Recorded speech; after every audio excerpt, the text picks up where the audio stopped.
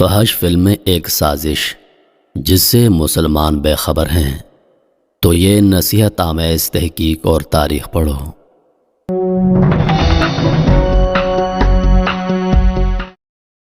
فحش گرافی عصر حاضر کا ایک بہت بڑا ناسور ہے۔ یہ وہ زہر ہے جس کا کوئی توڑ دریافت نہ ہو سکا۔ لوگوں کے رویے اور انداز زندگی اسی کی بدولت جنسی خود غرضی کی بھین چڑھے۔ ہم اکثر سوچتے ہیں کہ آخر یہ کھیل کب شروع ہوا، اس کا تاریخی پس منظر کیا ہے، اس کے وجود کے بنیادی محرکات کیا تھے۔ محترم ناظرین، تاریخ میں سب سے پہلے فحش گرافی بطور ہتھیار سلطان صلاح الدین ایوبی رحمۃ اللہ علیہ کے دور حکومت میں ہوئی۔ اسے بطور ہتھیار سب سے پہلے صلیبی بادشاہوں نے استعمال کیا۔ کہانی کچھ یوں ہے کہ صلیبی ہر میدان میں مسلمان نوجوانوں کے ہاتھوں شکست فاش سے سخت پریشان تھے۔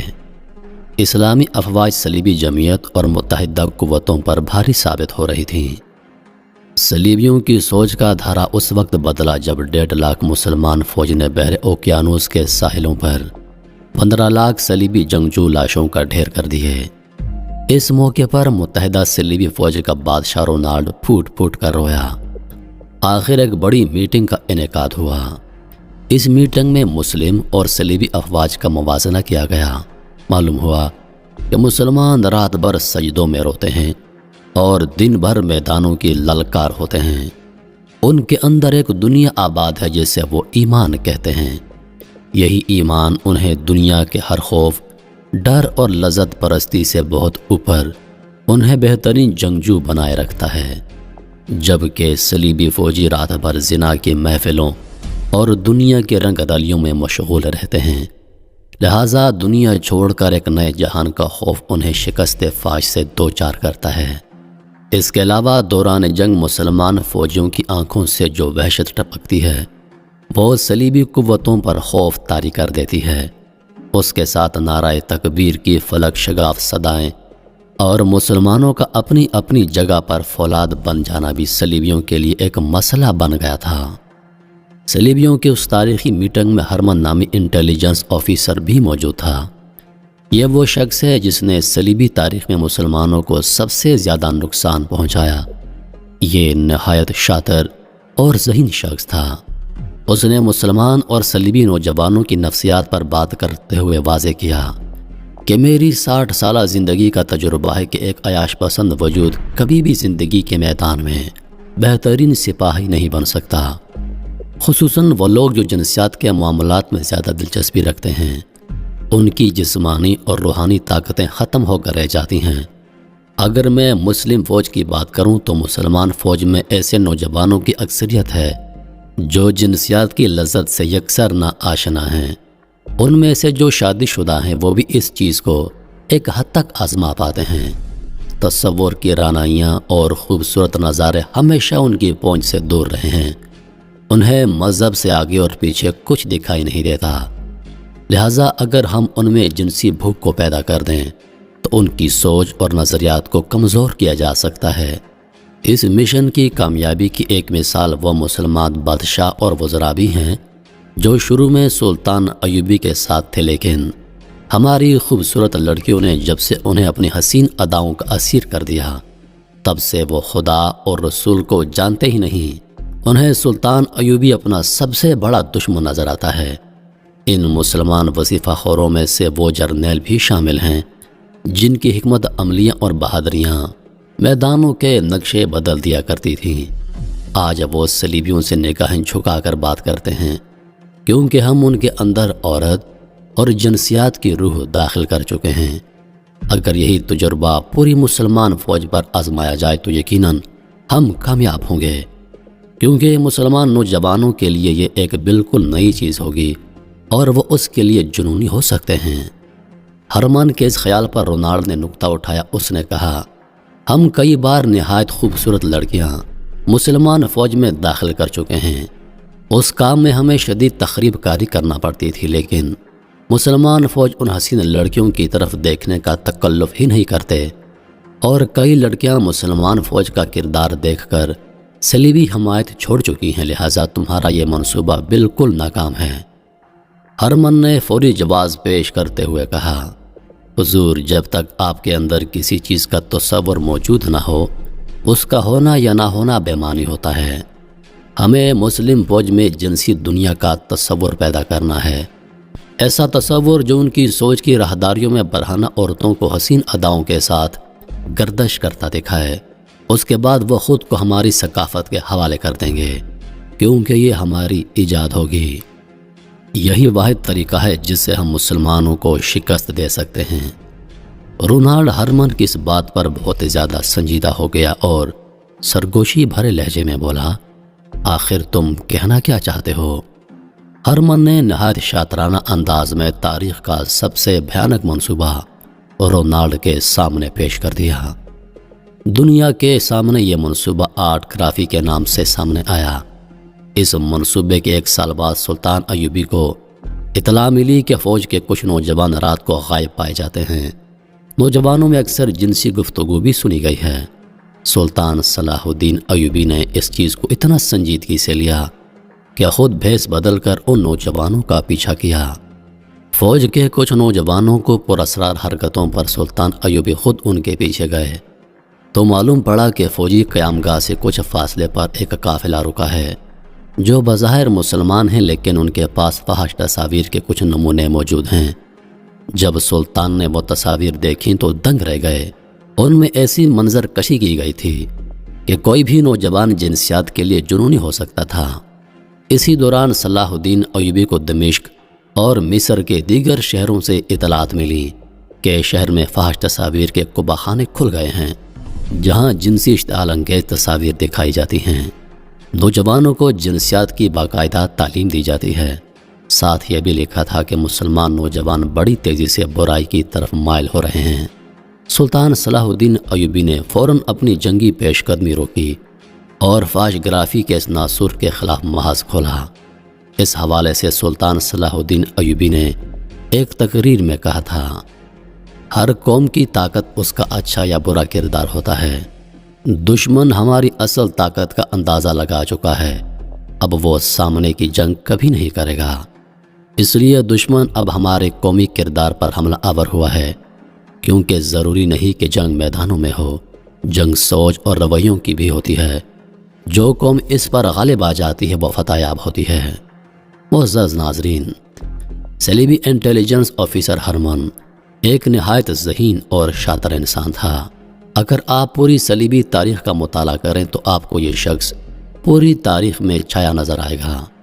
صلیبی جب ہمت ہار چکے تو اس شخص نے ان میں جان ڈال دی۔ اس کے منصوبے پر عمل کرتے ہوئے دنیا کے مشہور مصور اور منظر نگاروں کو منہ مانگی قیمت پر خریدا گیا۔ ان سے ایسی فحش تصاویر کشی کروائی گئی کہ دیکھ کر نظریں ہٹانا مشکل ہو جاتا تھا۔ وہ جنسیات جس پر لوگ ایک حد تک توجہ دیتے تھے پھر اسے بے حد سوچنے لگے۔ صلیبی بادشاہوں نے جب اپنے اس منصوبے کو 100% کامیاب ہوتے دیکھا تو اپنی کتابوں میں اس کا تذکرہ بڑی شان سے کیا ہے۔ اگرچہ صلاح الدین ایوبی نے اس زہر کو مارنے کی پوری کوشش کی، لیکن اس مسئلے کا پوری طرح ادراک نہ ہو سکا، کیونکہ اس زہر کے اثر کو دیکھتے ہوئے حسن بن سبا کے فرقے نے اسے بطور ہتھیار اپنایا۔ صلیبیوں سے اس آرٹ گرافی کی نئی جدتوں میں مانگ کی۔ یوں حسن بن سبا کی پہاڑوں میں بنائی پراسرار جنت میں ایک اور ہتھیار کا اضافہ ہوا، اور اس دوران سلطان بیت المقدس کی فتح کے بعد چل بسے۔ صلیبی اپنا دم خم کھو چکے تھے، لیکن ان کا تیار کردہ زہر فحش گرافی مسلسل فحاشی کے جراثیم پھیلاتا رہا۔ یوں صدیاں بیت گئی، زمانے کے رنگ ڈھنگ بدل گئے اور کئی ثقافتیں آئیں اور مٹ گئیں۔ آخر 18ویں صدی کا سورج طلوع ہوا۔ یہ وہ صدی ہے جب سائنس کے علم میں انقلاب کی فضا پیدا ہونا شروع ہو گئی۔ نئی جدتیں، نئی منزلیں روشن ہو رہی تھیں۔ 18ویں صدی کے شروع میں فحش گرافی پر ایک بار پھر نئے انداز میں کام شروع ہوا۔ اس بار فحش گرافی کے لیے لکڑی کا استعمال ہوا۔ اس کے علاوہ درختوں کو کاٹ چھانٹ کر جنسی عضو کی طرح بنا دیا گیا۔ فرانس میں ہوئے اس تماشے پر لوگوں کا ہجوم لگ گیا۔ لوگ بے پناہ دلچسپی سے لکڑی کے بنے سامان اور درختوں پر بنی ہوئی زیادتی دیکھنے جوک در جوک آ رہے تھے۔ اس فحش گرافی پر لوگوں میں جنسی آزاد خیالی پیدا ہو گئی، لہٰذا لوگوں کی دلچسپی دیکھتے ہوئے امریکہ، فرانس اور لندن میں لکڑی کے فحش گرافی کے چھوٹے چھوٹے پون ہاؤس کھل گئے، جو ایک چھوٹا سا جنگل ہوتا تھا جس میں فحش گرافی کے فن پارے درختوں پر عیاں ہوتے۔ 1839 میں کیمرہ ایجاد ہوا۔ اس ایجاد نے جہاں سائنس کی دنیا میں ایک بہت بڑا جادو کیا، وہیں یہ بہت جلد فحش گرافی کا اہم ہتھیار بن گیا۔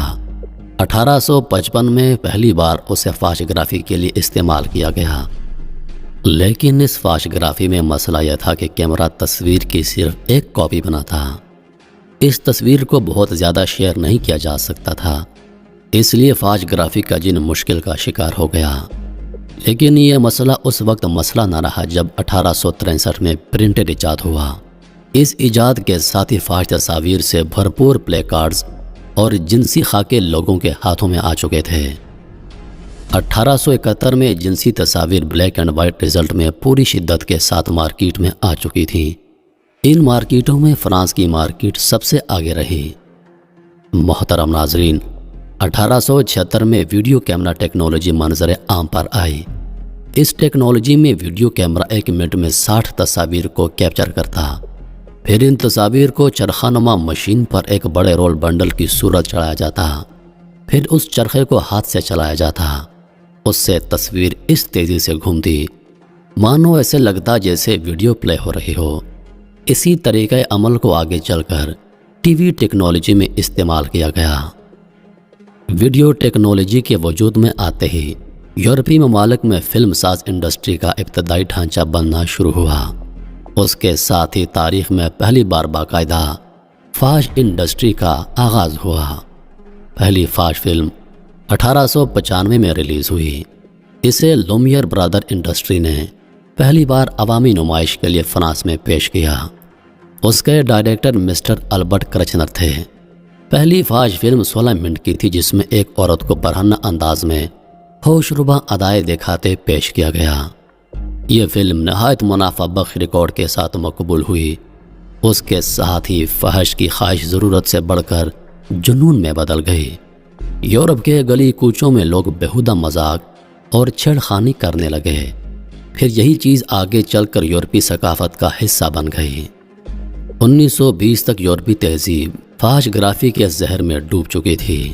عوام سر عام سڑکوں کو بیڈ روم بنائے اپنا شوق پورا کرنے لگے۔ ساحل سمندر عیاشی کے اڈے بن گئے۔ میاں بیوی ایک دوسرے کی ذمہ داریوں سے بھاگنے لگے۔ 1970 میں فحش گرافی کا زہر بر صغیر میں داخل کرنے کی کوشش کی گئی۔ پہلے یہ صرف تصاویر پر مشتمل تھا۔ اسے ویڈیو دکھانے کے لیے یورپی کمپنیز نے پاکستان اور بھارت میں فحش سینما کی اجازت چاہی۔ اس کے جواب میں صرف انکار ہی نہیں کیا گیا بلکہ فحش گرافی کو باقاعدہ ایک جرم قرار دیا گیا۔ 1980 میں VCR ٹیکنالوجی بر صغیر میں عام ہو گئی۔